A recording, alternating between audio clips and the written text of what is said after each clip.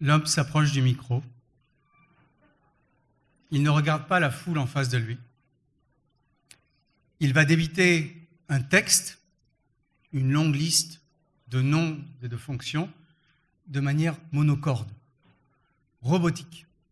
Il en a l'habitude. Mais sous son vernis lisse et froid de haut fonctionnaire, il est colère.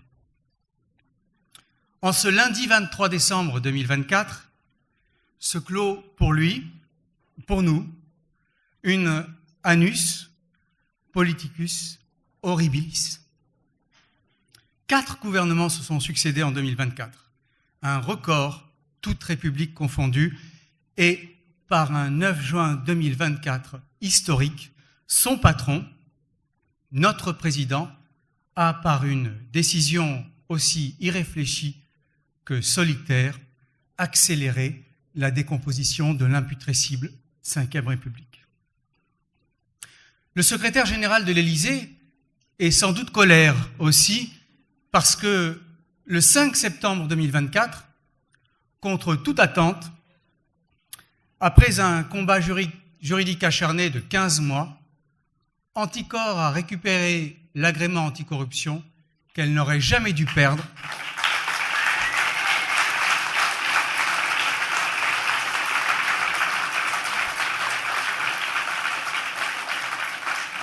Grâce à la ténacité de ces 5 salariés, que je cite, je ne sais pas si ils et elles sont dans la salle, Inès Bernard,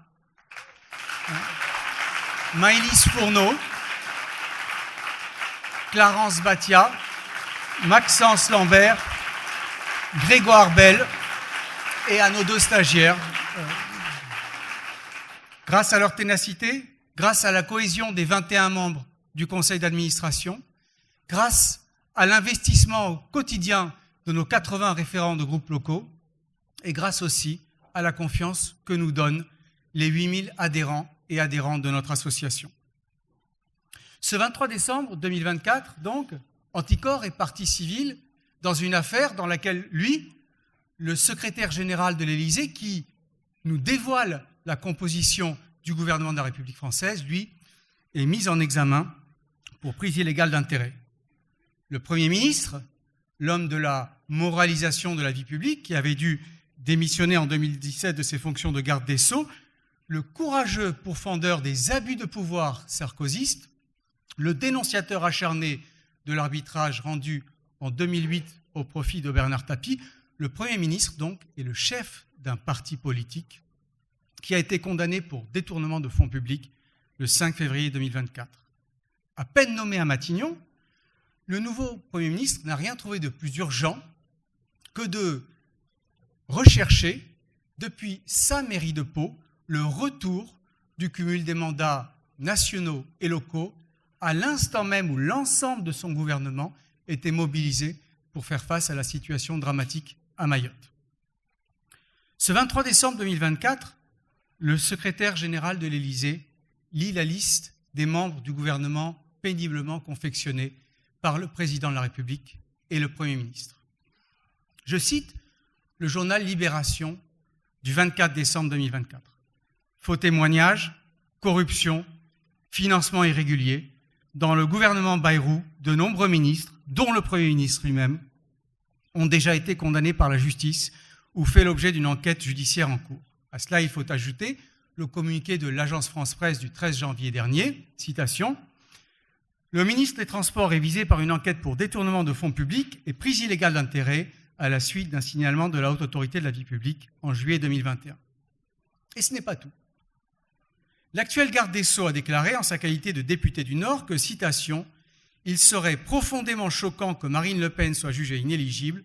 Si le tribunal juge qu'elle doit être condamnée, elle ne peut l'être électoralement sans l'expression du peuple. » Il avait auparavant soutenu Nicolas Sarkozy, en dépit de sa condamnation définitive fin décembre 2024, dans l'affaire Paul Bismuth pour trafic d'influence. Le 4 janvier 2025, en sa qualité de garde des Sceaux, il a déploré, citation, « l'embolie que, selon lui, les avocats feraient courir à la justice pénale. » L'actuel ministre de l'Intérieur a pour sa part allègrement piétiné l'état de droit et la séparation des pouvoirs. Début janvier, il a méconnu le sens historique de la laïcité à la française, qui vise à favoriser l'expression religieuse dans l'espace public des usagers du service public et des administrés, en souhaitant que les insignes religieux soient prohibés à l'université. Ce tableau de l'actualité de l'éthique publique ne serait pas complet si on n'ajoute pas les 3 faits suivants.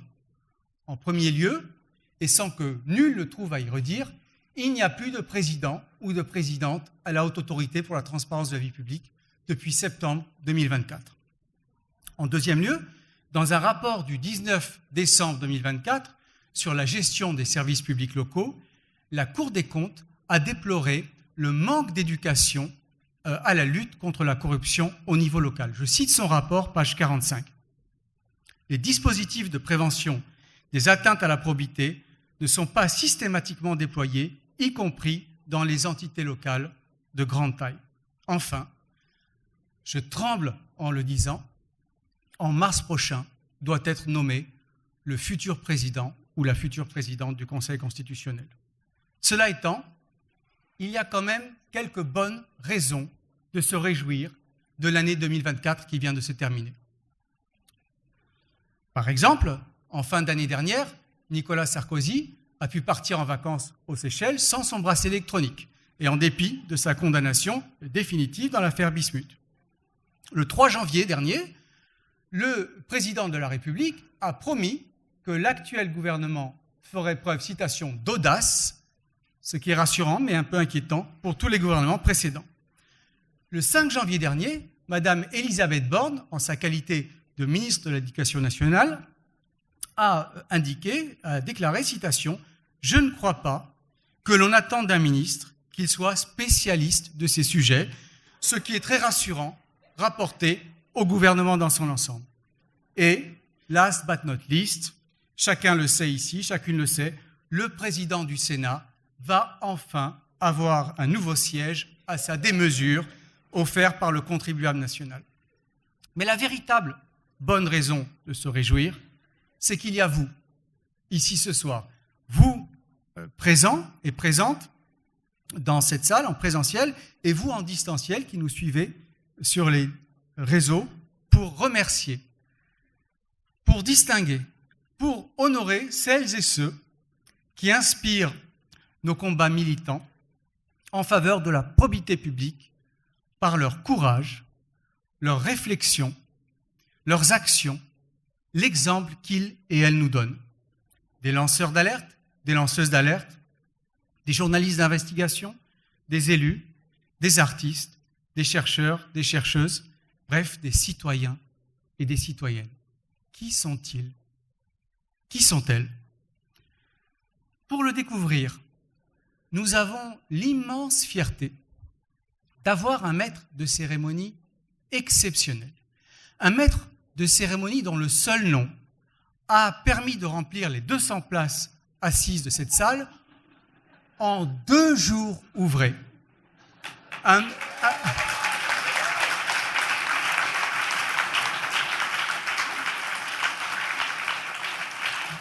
maître de cérémonie exceptionnel, donc, en la personne du drôlissime, du comiquissime, du librissime, bref, du meurississime Guillaume Meurice.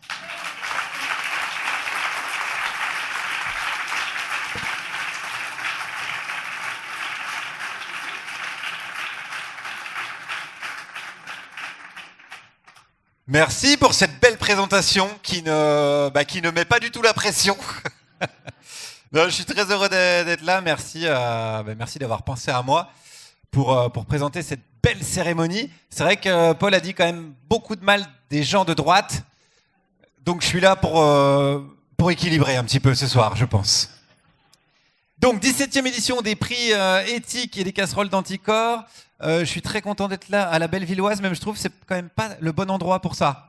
Je suis désolé, mais on aurait quand même été mieux dans les Hauts-de-Seine, par exemple, je dirais. À Puteaux, dans le Valois-Perret, à Neuilly. Je pense qu'on aurait été un peu plus cohérent. Là, on est à la Bellevilloise. Bon, c'est sympa. Non, mais c'est vrai, c'est la gauche. C'est la gauche. Bah déjà, on a froid. Le chauffage est pété. Enfin bon, tu vois, vous allez tous repartir avec le typhus. La sono marche pour l'instant, mais on ne sait jamais quand ça va foirer. Bon, bref, on est là dans ce lieu qui fleure bon la 8-6 et les électeurs de Philippe Poutou. On est là donc pour remettre, Paul en a un petit peu parlé, mais des casseroles, bien sûr, les casseroles d'or aux élus, aux personnalités les plus corrompues de la République. Alors je dis bien les plus corrompus parce qu'on a dû faire une sélection, évidemment. Sinon ça durait 2 jours, hein, on a vraiment calculé. Donc c'était vraiment pas possible. On a pris donc les meilleurs. # nos élus ont du talent. Mais on est là également pour remettre des prix éthiques. Ça c'est important aussi, des prix éthiques. C'est donc des gens qui font des livres, des documentaires, voilà, des émissions de télévision ou des enquêtes sur la corruption. Donc des gens qui font de l'argent sur la corruption. Et je me demande si c'est pas pire finalement. Eh oui, est-ce que Élise Lucet finalement quand elle part en Thalasso, elle le fait pas avec l'argent du patron de Total, indirectement. Voilà, je pose ça là, désolé, voilà. Ah bah oui, tu m'as dit il y a un plat, tu as des pieds, tu mets les pieds dedans. Donc voilà, c'est ce que je fais. On va commencer d'ailleurs par le premier prix éthique de la soirée et pour le remettre, je vous demande d'accueillir l'administrateur d'Anticor, Eric Alt.